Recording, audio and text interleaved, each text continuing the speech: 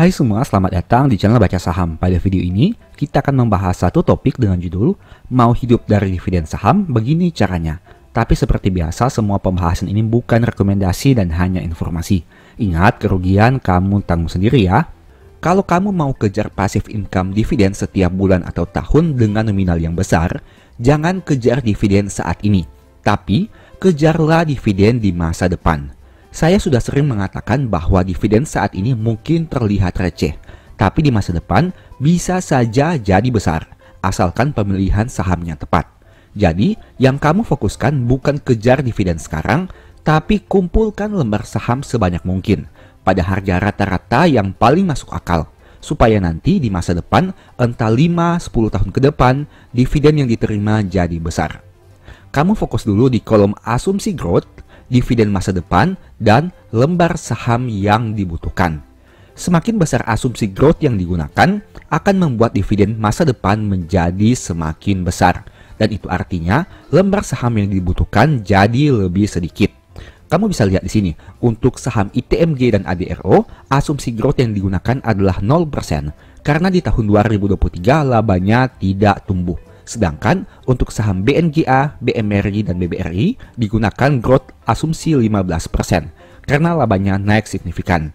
Ingat, dividen berasal dari laba. Semakin besar laba, semakin besar dividen. Begitu juga sebaliknya. Kamu bisa lihat di sini, untuk ITMG membutuhkan 13.222 lembar saham atau dengan modal setara 357 juta. ADRO 597 juta, BNGA 1,5M, BMRI 2,5M, dan BBRI 2M. Tentu saja ini berdasarkan asumsi growth yang kita gunakan dan proyeksi dividen di masa depan. Orang yang menggunakan asumsi growth 5% tentu harus mengumpulkan lembar saham yang lebih banyak dibanding mereka yang gunakan growth 15%. Artinya, modal yang mereka butuhkan juga akan mengikuti. Nah, masalahnya, ini kan hanya asumsi growth dan bukan realita.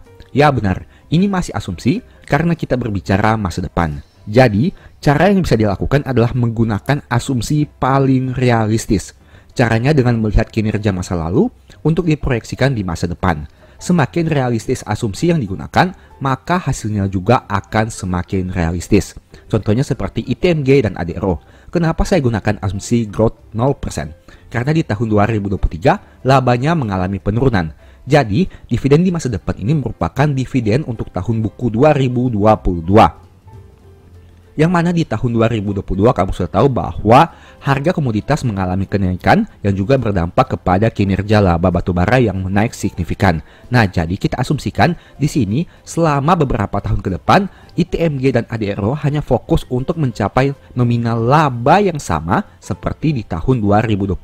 Dengan asumsi payout rasionya juga sama, berarti mereka akan membagikan dividen yang sama seperti dividen di tahun 2022 dalam beberapa waktu ke depan. Menurut saya ini lebih realistis dibandingkan kita memasukkan growth di dalam dua saham ini. Tapi kita lihat ke depannya, apabila mereka mampu untuk menumbuhkan kinerjanya, mungkin kita bisa gunakan growth yang lebih besar dari 0%. Tapi di sini kamu bisa lihat, meskipun growth-nya hanya 0%, untuk modal yang dibutuhkan tidak terlalu besar dengan angka 300-500an juta rupiah saja. Hal itu tentu berbeda dengan saham BNGA, BMRI, dan BBRI. Meskipun kita gunakan growth asumsi 15%, modal yang dibutuhkan untuk memperoleh 10 juta per bulan atau 120 juta per tahun jauh lebih besar, yaitu berkisar 1,5 hingga 2,5 miliar rupiah. Kenapa hal itu bisa terjadi? Karena jumlah dividen per share yang dibagikan tidak sebanding dengan harga saham yang mereka perdagangkan. Karena dividen yield-nya jauh lebih rendah dibandingkan dividen yield ITMG maupun ADRO. Disinilah hal yang harus kita perhatikan. Nantinya untuk pembahasan-pembahasan selanjutnya kita akan membahas hal ini. Jadi nonton dengan fokus. Sekarang kamu lihat dua skenario ini. Fokus ke kolom dividen masa depan dan modal yang dibutuhkan, yang mana ada di dalam kotak berwarna merah ini. Semakin besar dividen di masa depan, modal yang kamu butuhkan akan semakin kecil. Hal itu karena lembar saham yang diperlukan akan menjadi lebih sedikit karena dibantu growth dividen per share-nya. Nah, kamu bisa lihat di sini untuk skenario pertama, misalnya contohnya untuk saham BMRI, dividen masa depan adalah 304. Tapi skenario kedua, dividen per share-nya menjadi 500 per lembar saham. Untuk dividen per share 304, kamu butuh modal sekitar 2,5 miliar dengan harga 6.400. Dan angka ini mungkin sudah tidak realistis di harga sekarang karena BMRI sekarang diperdagangkan pada angka sekitar 7 ribuan rupiah. Nah, untuk skenario lain, apabila dividen di masa depannya 500 per lembar, maka modal yang kamu butuhkan hanya 1,5 miliar. Artinya, modal yang dibutuhkan berkurang 1 miliar rupiah hanya karena dividen per share-nya tumbuh dari 304 menjadi 500 per lembar saham. Dari skenario ini kamu bisa melihat bahwa semakin tinggi dividen per share di masa depan, maka akan berdampak kepada modal yang dibutuhkan semakin rendah. Jadi di sini, selain kita fokus mengumpulkan lembar saham, kita juga harus mencari perusahaan yang konsisten labanya meningkat, dividen payout rasionya stabil, dan mereka berpotensi memberikan dividen per share yang jauh lebih besar di masa mendatang.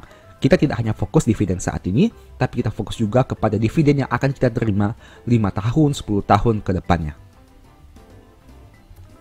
Pertanyaannya, apakah mungkin dividen per share BMRI tumbuh dari 304 menjadi 500 per lembar saham? Saat video ini dibuat, BMRI mampu menghasilkan laba 55 triliun di tahun 2023 dan memutuskan membagi dividen per share sebesar 353,95 per lembar saham. Nah, apabila payout rasionya diasumsikan tetap di angka 60%, artinya BMRI harus tumbuh sekitar 41% dari dividen tahun 2023 agar mencapai angka 500 per lembar saham. Kamu bisa lihat di sini, apabila dividen per share-nya 500 per lembar saham, kita butuh sekitar 240.000 lembar untuk memperoleh dividen 10 juta per bulan atau 120 juta per tahun. Masalahnya, jika dividen per share-nya naik, berarti labanya seharusnya naik juga. Artinya kenaikan 41% ini meminta BMRI untuk mampu mencetak laba menjadi 77,5 triliun di masa depan. Pertanyaannya, apakah hal itu bisa dicapai? Apakah realistis? Dan apakah kamu percaya bahwa nantinya BMRI mampu menumbuhkan laba hingga 77,5 triliun rupiah? Tentu saja tidak ada seorang pun yang tahu, bisa iya, bisa juga tidak. Tapi, izinkan saya berbagai konsep berpikir dengan data yang fakta berikut ini. Ini merupakan laba BMRI di tahun 2010 dengan angka 9,3 triliun rupiah. Dan ini merupakan laba BMRI di tahun 2023 dengan angka 55 triliun rupiah. Jika kamu saat ini sedang berada di tahun 2010, yang mana 2 tahun setelah krisis finansial di tahun 2008, apakah kamu pernah membayangkan perusahaan yang punya laba 9,3 triliun di tahun 2010 nantinya bisa menghasilkan laba 55 triliun di tahun 2023? Nah, rasanya sepertinya kurang realistis di tahun 2010. Tapi ternyata BMRI mampu membuktikan hal itu ternyata bisa terjadi. Apakah dampaknya? Tentu saja sangat berpengaruh kepada dividen per share. Tapi saya mau ingatkan, untuk meningkatkan laba dari 9,3 menjadi 55 triliun tentu jauh lebih mudah dibandingkan harus meningkatkan laba dari 55 triliun menjadi 150 triliun. Karena secara nominal BMRI mempunyai laba yang cukup besar, sehingga apabila membutuhkan kenaikan yang jauh lebih besar, persentase growth-nya harus lebih besar juga. Sekarang kita gunakan saja asumsi lembar saham dan payout rasionya sama agar mempermudah perhitungan. Di tahun 2010 dengan laba 9,3 triliun, BMRI mampu membagi dividen per share sebesar 60,23 per lembar saham. Tapi, saat mencapai laba 55 triliun, dividen per share-nya naik menjadi 353 per lembar saham. Itu artinya ada kenaikan sekitar 487% untuk laba dan dividen per share-nya. Tapi saya mau ingatkan bahwa di sini kita gunakan asumsi lembar saham dan payout rasionya sama di tahun 2010. Jadi apabila kamu mengecek data realnya, mungkin dividen per share-nya bukan 60,23 per lembar saham. Tapi di sini saya mau gunakan payout rasio dan lembar saham yang sama agar gambaran perhitungannya menjadi lebih mudah untuk kamu pahami. Nah, ini yang menarik. Orang yang di tahun 2010 punya 100 lembar saham BMRI mungkin hanya dapat dividen 6.023.000 apabila kita kalikan dengan dividen per share-nya. Tapi dengan lembar saham yang sama di tahun 2024 untuk tahun buku 2023, dividen yang mereka terima sudah mencapai Rp35.396. Kenapa hal itu bisa terjadi? karena dividen per share BMRI tumbuh dari 60,23 menjadi 353,96 di tahun buku 2023. Itu artinya dengan lembar saham yang sama, dividen yang akan kamu terima semakin besar. Ingat, ini belum termasuk dividen rutin yang terus kamu terima sejak tahun 2010 hingga tahun 2023. Karena BMRI ini konsisten membagi dividen setiap tahun, bahkan sejak awal tahun 2000-an. Sekarang kita gunakan saja asumsi growth dividen per share BMRI rata-rata sekitar 14,5% tanpa mempedulikan berapa persentase payout ratio setiap tahun. Kenapa 14,5%? Karena jika teman-teman lihat, dividen per share yang dibagikan di tahun 2024 ini memberikan total dividen yang mirip seperti realitanya. Di mana pada realita dengan dividen per share 353 untuk 100.000 lembar saham kita memperoleh dividen 35,3 juta rupiah, dan angka tersebut mirip seperti proyeksi apabila kita gunakan growth 14,5%. Nah, ini yang menarik karena dengan angka growth 14,5% setiap tahun, BMRI sudah menawarkan potensi total dividen sekitar 234 juta untuk pembagian dividen tahun 2011 hingga tahun 2024, yaitu tahun buku 2010 hingga tahun 2023. Jika hal ini terus berlangsung dalam jangka panjang, tentu saja potensi dividen yang diperoleh bisa semakin besar. Itulah alasannya kenapa metode ini sangat menarik, khususnya bagi mereka yang punya target memperoleh dividen rutin setiap bulan atau tahun. Tapi saya mau ingatkan lagi bahwa ini dengan asumsi growth 14,5%. Mungkin data realnya tidak seperti ini sehingga harus disesuaikan lagi. Data yang ditampilkan sebelumnya hanyalah asumsi dan proyeksi yang saya buat sendiri menggunakan growth 14,5%. Jadi, kamu bisa membandingkan dengan data real dividen per share BMRI berikut ini. Yang jelas, proyeksi dan data real tentu tidak akan sama, tapi setidaknya kamu bisa memperoleh kerangka berpikirnya. Apabila kamu punya waktu luang, silahkan simulasi sendiri berdasarkan data real yang ada di bawah ini untuk melihat pertumbuhan dividen BMRI dari waktu ke waktu.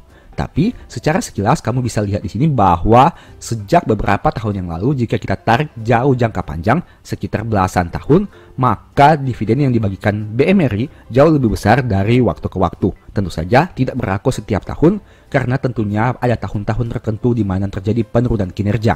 Tapi apabila ditarik jangka panjangnya, hingga saat ini BMRI masih menawarkan dividen yang menarik. Pada video ini saya hanya gunakan contoh satu saham saja, yaitu BMRI untuk perhitungan simulasi. Jadi kamu bisa sesuaikan sendiri dengan karakter saham yang menarik bagi kamu. Yang jelas, pilihlah saham yang punya prospek cerah di masa depan. Produknya selalu dibutuhkan orang, punya manajemen yang berkualitas, laba dan keuangannya terus tumbuh, dan terbukti konsisten bagi dividen minimal 15 tahun terakhir dan cenderung meningkat. BMRI hanya digunakan sebagai contoh saja dan bukan rekomendasi. Banyak juga saham-saham lainnya. Jadi, silahkan cari saham yang sesuai dengan karakter kamu sendiri dan selalu disclaimer on. Kesimpulannya, perusahaan yang konsisten tumbuh setiap tahun dan rutin bagi dividen stabil bisa kita manfaatkan untuk memperoleh dividen masa depan yang semakin besar. Jadi, biarkanlah perusahaan itu yang bekerja keras untuk menumbuhkan labanya dari tahun ke tahun. Kita sebagai pemegang saham, fokus saja untuk mengumpulkan lembar saham sebanyak mungkin pada harga yang masuk akal. Tidak perlu terlalu pusing dengan naik turun harga jangka pendek. Asalkan kinerja perusahaan terus tumbuh, hal itu tidak menjadi masalah. Toh pada akhirnya, yang kita kejar adalah dividen rutin setiap tahun yang semakin besar. Metode ini sangat bermanfaat khususnya bagi mereka yang belum punya uang yang banyak saat ini. Karena kita seakan-akan memanfaatkan pertumbuhan laba perusahaan agar modal yang dibutuhkan semakin kecil. Tapi tentunya metode ini juga tidak lepas dari risiko. Sehingga kamu harus pertimbangkan juga banyak hal sebelum ambil keputusan. Nah, berikut ini kelemahan dari metode proyeksi yang kita gunakan pada video ini. Yang pertama, harga saham yang digunakan adalah tetap. Jadi belum mempertimbangkan kemungkinan harga sahamnya naik atau turun. Jika harga saham naik, modal yang dibutuhkan tentu semakin besar. Begitu juga sebaliknya. Kedua, persentase growth yang digunakan juga konstan, sehingga akan menjadi kurang sesuai jika laba perusahaan turun pada beberapa tahun tertentu. Ketiga, skala perusahaan yang semakin besar membuat seakan-akan pertumbuhan di atas 15% secara konsisten menjadi lebih sulit. Tentu lebih mudah melipat gandakan uang 1 hingga 2 miliar dibandingkan uang 50 triliun menjadi 100 triliun. 4. Untuk mengatasi kelemahan ini, kamu bisa gunakan adjustment setiap ada informasi pembagian dividen, pencapaian laba, dan pergerakan harga yang signifikan. Berikut ini beberapa poin penting dari video tadi. Yang pertama, kalau mau hidup dari dividen, jangan kejar dividen saat ini, tapi kejar dividen di masa depan. Kedua, tentukan harapan dividen per share di masa depan yang ingin kamu terima dengan mengacu pada proyeksi kinerja dari growth masa sekarang. Ketiga, kumpulkan lembar saham sebanyak yang kamu bisa agar dividen di masa depan semakin banyak. Keempat, proyeksikan kinerja perusahaan di masa depan berdasarkan data di masa lalu. Kelima, semakin harga turun itu semakin bagus. Karena yang kamu kejar adalah jumlah lembar saham. Artinya, kalau harga turun, lembar saham yang kamu dapatkan jadi lebih banyak. Saya tidak akan membahas lagi video yang tadi sudah kamu nonton. Tapi di video ini, saya ingin menggarisbawahi pada satu topik, yaitu menentukan harapan dividen per share di masa depan. Pembahasan ini akan jadi sangat bermanfaat bagi kamu yang menerapkan strategi dividen investing. Jadi simak baik-baik. Maksud dari harapan dividen per share di masa depan adalah seperti ini. Jika di tahun 2024, perusahaan membagikan dividen sebesar 500 per lembar, di masa depan kamu memberi target dividen berapa banyak? Apakah 1000 per lembar, 2000 per lembar, atau berapa? Dan kamu berharap target nominal itu bisa dicapai dalam waktu beberapa tahun dari sekarang. Misalnya 10 tahun, 15 tahun, atau berapa? Tentu saja sebagai pemegang saham minoritas, kita tidak punya power untuk menentukan dividen per share yang harus dibagi. Karena yang punya hak dan kemampuan hanyalah pemegang saham mayoritas. Tapi ingat, dengan sedikit analisa, ada satu hal yang bisa kita lakukan, yaitu proyeksi yang tentunya dibuat serealistis mungkin. Maksud saya seperti ini, kita berusaha memproyeksikan kira-kira di masa depan perusahaan bisa bagi dividen berapa banyak dan berapa lama hal itu bisa dicapai. Agar proyeksi jadi lebih akurat, kita harus mempertimbangkan beberapa hal, seperti yang pertama, pertumbuhan laba perusahaan minimal 10 tahun. Kedua, kebijakan dividen payout ratio selama 10 tahun. Dan yang ketiga, proyeksi growth laba di masa depan. Apabila kamu sudah bisa membuat proyeksinya, barulah kamu masuk ke tahap 2, yaitu menentukan berapa banyak lembar saham yang akan dikumpulkan, yang tentunya bisa memenuhi biaya hidup setahun. Agar lebih jelas, kita gunakan contoh saja dalam pembahasan. Step pertama, tentukan dulu growth laba selama 10 tahun terakhir. Semakin panjang durasi waktu, semakin bagus. Caranya, dengan melihat data masa lalu minimal 10 tahun terakhir. Di bawah ini merupakan contoh perusahaan ABC dengan rekap pertumbuhan laba selama 10 tahun terakhir, yaitu tahun 2014 hingga 2023. Dari data ini bisa kamu lihat bahwa laba ABC naik berkali lipat. Dari tahun 2014 sebanyak 20,6 triliun menjadi 60 triliun di tahun 2023. Tapi, tentu saja perjalanan laba itu tidak selalu naik. Selama 10 tahun ini, laba ABC sempat turun di tahun 2016 sekitar 31% dan turun 38% di tahun 2020. Artinya, di tahun 2016, laba ABC hanya 14,6 triliun. Padahal tahun 2015 sudah 21,1 triliun.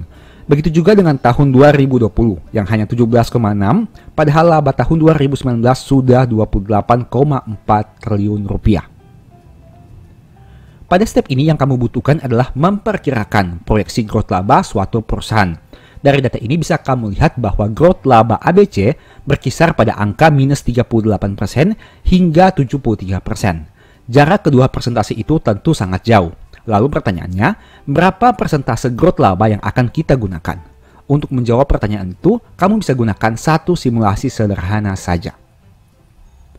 Kamu sudah tahu bahwa laba ABC naik dari 20,6 menjadi 60 triliun di tahun 2023. Jadi, yang perlu dicari tahu adalah berapa persentase pertumbuhan rata-ratanya. Jadi, yang perlu dilakukan hanya membuat simulasi sederhana dengan memasukkan beberapa persentase growth dan melihat apakah dengan persentase itu laba di tahun 2023 bisa menjadi 60 triliun atau tidak. Berdasarkan simulasi yang saya pakai, ditemukan growth sekitar 12,6% untuk membuat laba ABC menjadi 60 triliun di tahun 2023 dari yang awalnya 20,6 di tahun 2014. Tapi ingat, metode simulasi ini punya kelemahan. Angka 12,6% kita dapatkan karena dasar laba yang digunakan adalah 20,6 triliun di tahun 2014. Apabila kita gunakan dasar laba yang berbeda, misalnya 14 triliun, tentu akan berpengaruh pada persentase growth laba yang digunakan. Kamu bisa coba simulasikan sendiri. Step kedua, setelah mendapatkan proyeksi persentase growth laba, yang perlu kamu lakukan adalah memasukkan persentase tersebut ke dalam nominal dividen per share tahun terakhir. Saya hanya gunakan persentase growth 10% saja dan bukan 12,6%, agar perhitungan jadi lebih konservatif. Asumsi yang digunakan di sini adalah dividen payout rasionya sama. Jadi, kamu harus pastikan saham yang kamu beli cenderung bagi dividen dengan payout rasio yang konsisten. Dividen per share ABC untuk tahun buku 2023 yang dibagi tahun 2024 kita asumsikan 353 per lembar saham. Itu artinya dengan proyeksi growth 10% setiap tahun, angka dividen per share itu bisa tumbuh 1 kali lipat menjadi sekitar 700-an per lembar saham sekitar tahun 2032 atau 8 tahun ke depan. Tentu saja ini hanya proyeksi, sehingga kamu perlu menyesuaikan data proyeksi setiap triwulan berdasarkan data laporan keuangan terbaru. Jika growth laba naik, potensi DPS menjadi double lebih cepat. Begitu juga sebaliknya. Apakah proyeksi ini realistis? Dengan asumsi payout rasio yang sama, berarti apabila kamu berharap dividen per share tumbuh 1 kali lipat, berarti perusahaan juga harus mampu menumbuhkan labanya 1 kali lipat. Dengan kata lain, laba ABC yang tadinya 60 triliun perlu menjadi 120-an triliun di tahun 2031, agar dividen yang dibagi di tahun 2032 menjadi 700-an per lembar saham. Jika ditanyakan kepada saya di masa sekarang, rasanya kurang realistis. Tapi, bagaimana kita bisa membayangkan laba ABC mencapai di atas 100 triliun di masa depan? Meski begitu, seperti yang sudah kamu lihat di video tadi, laba kurang realistis saat ini mungkin saja menjadi realistis di masa depan. Hal itu sama halnya dengan mereka yang melihat proyeksi laba ABC sebesar 60 triliun saat ini dan mereka melihatnya pada tahun 2004 atau 20 tahun yang lalu. Apakah 20 tahun yang lalu menjadi realistis jika perusahaan ABC menghasilkan laba 60 triliun saat ini? Tidak ada yang bisa jamin 100% apakah perusahaan bisa terus tumbuh atau tidak. Hal itu sangat benar. Tapi setidaknya dengan data 20 tahun terakhir, kita bisa punya gambaran dan dasar perhitungan untuk membuat proyeksi 20 tahun ke depan. Akurat 100% tentu tidak. Tapi setidaknya ada alasan yang kuat kenapa kita bisa punya proyeksi seperti itu. Step ketiga. Setelah kamu dapatkan proyeksi dividen per share di masa depan, langkah berikutnya adalah mengkonversi biaya hidup ke dalam lembar saham yang dibutuhkan. Misal, biaya hidup setahun adalah 120 juta. Apabila dividen per share menjadi 918 per lembar saham di tahun 2034, artinya kamu butuh mengumpulkan 130 ribuan lembar saham. Tapi, apabila kamu sudah ingin hidup dari dividen saat dividen per share-nya di angka 700-an rupiah, artinya kamu butuh kumpulkan 158 ribuan lembar saham. Jumlah lembar saham yang jauh lebih banyak karena durasi waktu semakin singkat. Apakah kamu sudah melihat satu hal penting? Ingat baik-baik, yang kita fokus adalah lembar saham dan bukan harga saham. Tidak peduli kamu beli saham di harga berapa, selama lembar saham bisa dikumpulkan, itu sudah cukup. Memang sih, semakin tinggi harga belimu, modal yang dibutuhkan menjadi lebih besar. Jadi yang perlu kamu lakukan adalah berusaha membeli saham di harga yang terbaik. Semakin rendah, semakin bagus. Dengan punya mindset ini, kamu jadi senang jika harga saham turun signifikan. Karena artinya kamu bisa kumpulkan lembar saham lebih banyak dengan modal lebih sedikit. Logikanya, apabila perusahaan bisa terus tumbuh setiap tahun, semakin lama lembar saham yang kamu butuhkan jadi lebih sedikit. Karena laba perusahaan semakin besar. Di tahun 2025, kamu butuh sekitar 300-an ribu lembar saham untuk memperoleh dividen 120 juta per tahun. Tapi di tahun 2034, kamu hanya butuh sekitar 130-an ribu lembar saham. Menarik kan? Jumlah lembar saham yang semakin sedikit dan dividen per share yang semakin bertambah. Padahal, modal yang kamu butuhkan juga menjadi lebih sedikit. Inilah arti sebenarnya dari kalimat, jadi pemegang saham itu beli saham perusahaan, biarkan manajemen yang kerja, dan pemegang saham yang terima hasil setiap tahun. Tapi ingat, untuk menerima dividen yang cukup besar untuk memenuhi biaya hidupmu, tentu butuh waktu yang panjang. Kecuali saat ini kamu sudah kaya dan bisa beli saham dengan angka miliaran bahkan puluhan miliar rupiah. Tapi di sisi yang lain, metode ini memberikan opsi kepada kita yang hanya punya dana terbatas untuk bisa mencapai freedom di masa depan. Caranya sederhana, kumpulkan lembar saham sesuai dengan proyeksi yang kamu buat. Lalu pertanyaannya, bagaimana jika kenyataan tidak sesuai proyeksi? Apabila 10 tahun ke depan ternyata dividen perusahaan tidak sesuai ekspektasi, kamu bisa mempertimbangkan apakah akan terus hold atau dijual. Perusahaan yang kinerjanya turun terus tentu akan kelihatan lebih cepat dari sebelumnya. Kita tidak perlu tunggu 10 tahun ke depan hanya untuk mengetahui hal itu. Maksud saya di sini, kamu harus rutin update saat kinerja terbaru terbit, baca laporan keuangan dan update berita terkini. Tujuannya untuk mengetahui apakah perusahaan masih baik-baik saja atau ada hal penting yang harus diwaspadai sehingga kamu harus cepat-cepat menjual sahamnya. Semoga video ini bermanfaat ya. Sebagai informasi, pembahasan di video ini merupakan salah satu topik yang dibahas di ebook Strategi Nabung Saham. Apabila kamu ingin belajar lebih detail, mungkin ebook ini bisa membantu. Tersedia juga file Excel yang bisa digunakan untuk membuat simulasi dan proyeksi. Diharapkan dengan ebook dan file Excel ini, kamu jadi punya pandangan yang lebih luas tentang cara proyeksi kinerja perusahaan dan menerapkan metode dividen investing. Info pembelian silahkan chat WA di nomor di akhir video. Demikianlah pembahasan singkat pada video ini. Selalu ingat bahwa semua saham yang disebutkan bukan rekomendasi dan hanya informasi. Mohon juga agar mengecek kembali data yang ditampilkan. Ingat, profit nikmati sendiri, rugi juga kamu tanggung sendiri. Di video berikutnya ingin dibahas materi apa lagi? Tulis di kolom komentar ya. Sebagai informasi, channel YouTube Baca Saham sekarang ada dua. Yang pertama Baca Saham dan Baca Saham dari Nol. Berikut ini beberapa list ebook Baca Saham. Pertama, Stock for Living, Strategi Nabung Saham di Stock Market, dan Cara Cepat Analisa Laporan Keuangan. Apabila tertarik, chat saja pada nomor WA yang ada. Sekian video ini, semoga bermanfaat. Thank you.